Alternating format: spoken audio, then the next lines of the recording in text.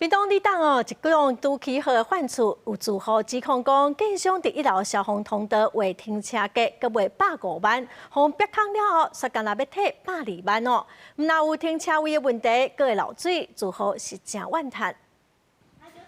這裡是逃生出口啊，那這應該要淨空啊。我們他這裡就是另外自行畫一個汽車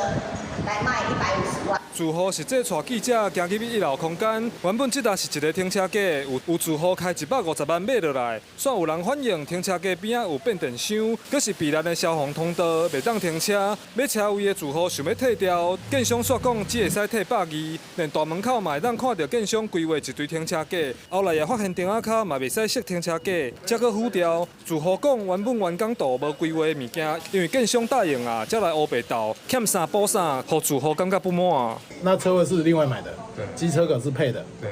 啊，到最後弄到最後，這個也不行，這個也不行，只要有位置他就亂畫，畫來賣。機車格沒有賣，可是他當初有，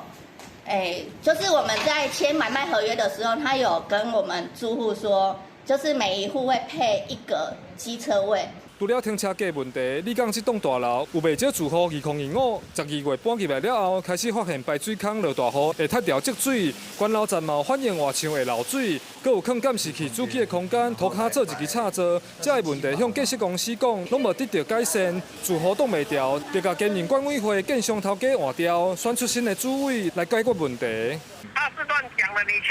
你現在聽住戶講不準啊。準備要把錢退給他，把那個位置劃掉就好了啊！哪幾個有問題？啊，不然我就把全部的汽車格塗掉，看他的汽車要停哪裡，我也沒辦法啊！趕快下去處理，1、2個月就把它處理好的。在建築物的逃生出入口及避難動線必須符合建築法的要求，不得影響緊急疏散功能。管府表示，若是建設公司家己改變大樓設計，和執照的度無同是違法的，實際查到會要求限期改善，狀況嚴重就會開罰。記者柯明哲，屏東報道。